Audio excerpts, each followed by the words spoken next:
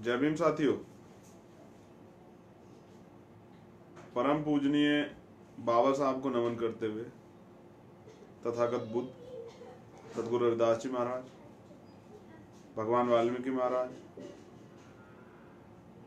ज्योतिबा फूले साहब, पेरियर साहब, बिरसा मुंडा, गुरु नानक देव, संत कबीर, मेरे आदर साहब काशीराम, भगत सिंह, उधम सिंह, सभी को नमन करते हुए मैं आज लाइव आया। लाइव आने के पीछे उद्देश्य था, मुझे तकलीफ हो रही है पिछले 2 दिन से, सो नहीं पा रहा हूं, परेशान हूं। आप लोगों के बीच में अपनी बात रखनी थी, इसीलिए लाइव आना पड़ा। बाबा साहब ने संघर्षों के बाद हमें एक अधिकार दिए। इतने संघर्ष किए, इतना त्याग किया, इतनी कुर्बानियां की, इतना बलिदान दिया, इतना अपमान सहा, इतने बुरे माहौल में, इतने बुरे इस तरह के समय में हमें एक अधिकार दिए। आज वो छीन रहे। भीम आर्मी का निर्माण भारत के संविधान की सुरक्षा के लिए हुआ और उसको पूर्ण रूप से देश में लागू कराने के लिए, और वंचितों पर जिस तरह के अत्याचार होते हैं उन अत्याचारों से छुटकारा दिलाने के लिए, न्याय के लिए। आज भीम आर्मी के उद्देश्य को चोट पहुंची। किस लिए? सब जानते हैं। देश में वर्तमान की केंद्र सरकार ने 10% आरक्षण का फॉर्मूला अपर कास्ट के लिए आर्थिक आधार पर लागू करने की पहल की, और वो संसद में पास हो गया। मात्र 3 सांसद ऐसे हैं जिन्होंने उस पर साइन नहीं किए। बकाया वो सभी एमपी जितने भी थे सबने वो साइन किया। यानी कि बाबा साहब के संविधान की हत्या करने में सब लोग साथ हैं और सब लोग मिलकर कर रहे हैं। बहुत सारे दलित नेता भी इसमें सपोर्ट कर रहे हैं, सारी पार्टियां, राजनीतिक दल सब सपोर्ट कर रहे हैं। मोस्टली कह रहे नहीं होना चाहिए, अपर कास्ट को मिलना चाहिए, आर्थिक आधार पे होना चाहिए। अच्छी बात है, आपकी राजनीतिक रोटियों में ये हो सकता है फायदेमंद हो, आप कर सकते हैं। सवाल एक, आज मैं लाइव क्यों आया? कहीं ऐसा ना हो कि हमारे नौजवान, हमारे समाज का बुद्धिजीवी वर्ग ये ना सोच बैठे कि चंद्रशेखर भी इस राजनीतिक लालसा में गलत का विरोध ना करे, वो भी चुप रहे। ये मुझसे नहीं होगा। मैं गलत का विरोध करूंगा, हमेशा करूंगा। संविधान पे जो हमला होगा उसका विरोध करूंगा, तटस्थ विरोध करूंगा, तब तक करता रहूंगा जब तक वो हमला खत्म ना हो, और लड़ूंगा। संघर्ष करना हमने साहब काशीराम से, दशरथ मांझी से, बिरसा मुंडा से सीखा है। जिस मनवाद के खिलाफ हम लोग लड़ रहे थे, आज उसी के पूरक हम लोग हो चुके। मेरा सबसे पहला सवाल,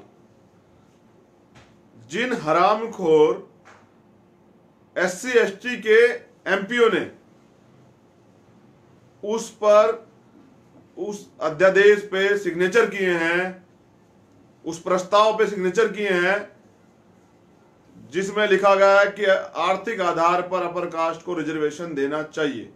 अब लड़ाई हमारे अपर कास्ट से नहीं है, पहली अभी लड़ाई है उन गद्दारों से जिनको समाज ने वोट देके, समाज ने ताकत देके, बाबा साहब ने राजनीतिक हथियार देके, राजनीतिक आरक्षण के दम पे जो वहां गए, और आज उन हरामखोरों ने, नक्कारों ने, मक्कारों ने, गद्दारों ने आज उस पर साइन करके साबित कर दिया कि वो गुलाम है, वो भड़वे हैं। ऐसे लोगों से मुझे तकलीफ है।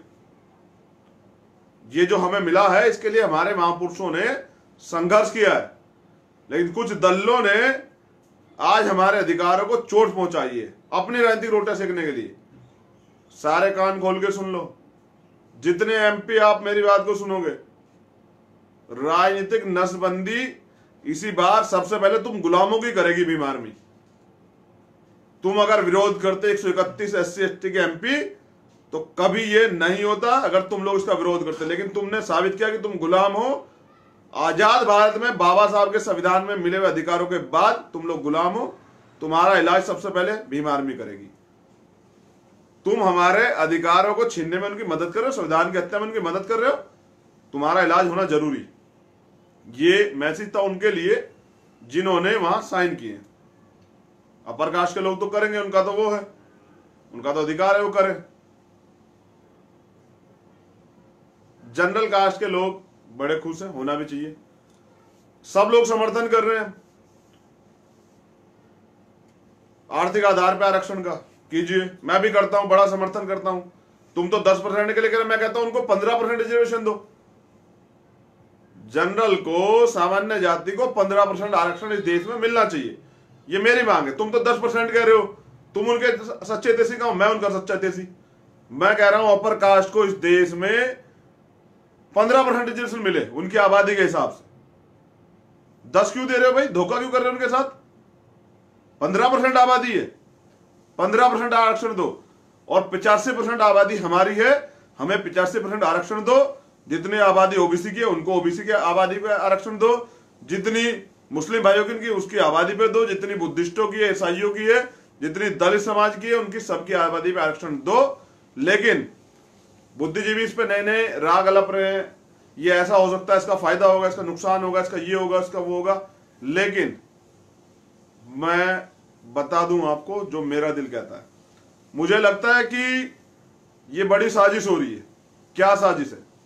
साजिश ये है किसी तरह से, क्योंकि राजनीतिक दल का अपर कास्ट का जो 1% वोट उन्हें मिलता होगा, आधा % वोट मिलता होगा बहुजन दलों को, उनको लिए कह रहा हूं मैं, वो विरोध ना करें, अपर कास्ट नाराज ना हो जाए, इसलिए वो चुप है।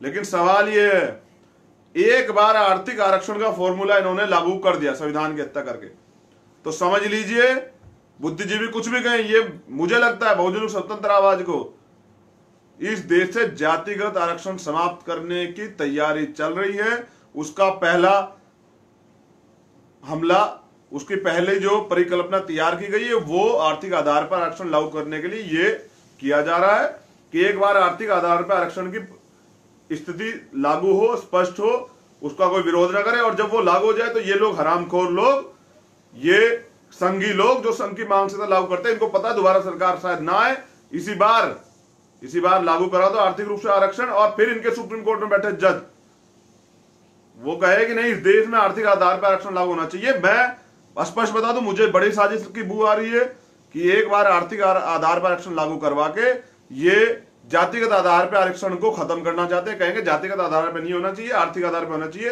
अपर कास्ट को मिलकर आप दलित को, ओबीसी को, इनके लिए भी सोचेंगे। इस तरह से हमारे जो जातिगत आधार पर आरक्षण मिला उस पर हमला है, बड़ा हमला है। ओबीसी को जागना होगा। ओबीसी भाइयों को इसका, ये तुम्हारा अधिकार छीना जा रहा है। 60% आरक्षण हो ही नहीं सकता है, संविधान की मूल भावना के साथ खिलवाड़ है, हमला है, सुप्रीम कोर्ट के डिसीजन पे हमला है। दूसरी बात मैंने बता दी आपको जो चीजें मेरी समझ में आ रही है। जो अपर कास्ट के लोग आज चिंगाड़ मार रहे हैं, जो बहुजन दल के लोग आज चिंगाड़ मार मार कह रहे नहीं होना चाहिए, होना चाहिए। अभी ताजी 2 घटना याद दिला रहा हूं कि आरक्षण का भाव, आरक्षण का जो ध्येय है वो जातिवाद क्यों है। अभी 2 उदाहरण है। दलित समाज का राष्ट्रपति हो सकता है लेकिन मंदिर में नहीं जा सकता है, अपवित्र हो जाएगा।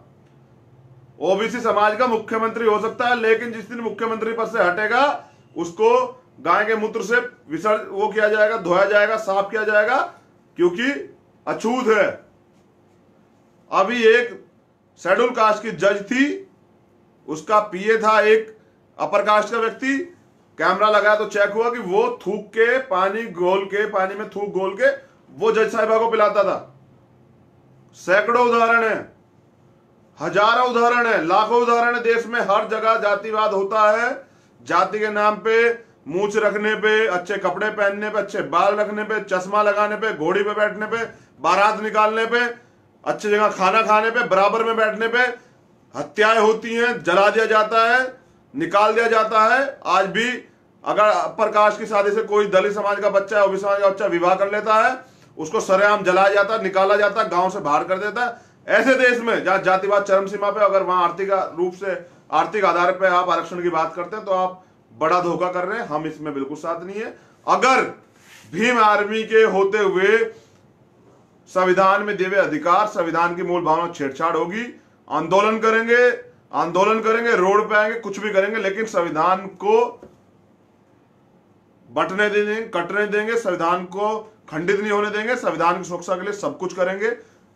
बहुजन हिताय बहुजन सुखाय, याद रखिएगा, बहुजनों की बात कीजिएगा, बहुजनों के सम्मान की इस लड़ाई में मैं बहुजन नेताओं से भी कहता हूं कि वो भी इसमें साथ दें। ठीक है, प्रेस कॉन्फ्रेंस बहुत हो चुकी है, अगर ये राज्यसभा जाता और वहां इस पे बात होती तो हम लोग रोड पे आएंगे। आपसे भी निवेदन है, जो बहुजनों की बात करते हैं, बहुजनों के साथ रहते हैं, बहुजनों के दम पे राजनीति करते हैं, बहुजनों के वोट पे राजनीति करते हैं, वो भी हमारे साथ आए। हम अपने हक अधिकार को छीनने नहीं देंगे, हम अपने लोगों के साथ खड़े हैं, आखिरी दम तक लड़ेंगे। बाबा साहब के दिए गए संविधान को जो व्यवस्था है उसमें हमें इतने संघर्ष के बाद मिली है, फ्री में किसी को लेने नहीं देंगे। जो मलाई चाटना चाहते हैं, जो इस तरह की बात करते हैं, आज वो लोग तैयार रहें। इस देश में जब तक भीम आर्मी है, बहुजन संगठन है, बाबा साहब के बच्चे हैं, तब तक इस देश के संविधान की अवहेलना नहीं होने देंगे। जय भीम, जय भीम आर्मी की पूरी टीम तैयार है। अगर हमारे संवैधानिक अधिकार को छेड़खानी होगी, बाबा साहब के संविधान को तोड़ मोड़ने का काम किया जाएगा, उसे हटाने का, उसे बदलने का काम किया जाएगा, तो भीम आर्मी आंदोलन करेगी, संवैधानिक आंदोलन करेगी, लड़ेगी, संघर्ष करेगी, लेकिन बाबा साहब के दिखाए रास्ते पर चल के बाबा साहब संविधान को सुरक्षित रखेगी, उसको पूर्ण रूप से लागू कराने के लिए तटबद्ध रहेगी। जय भीम, जय भीम आर्मी।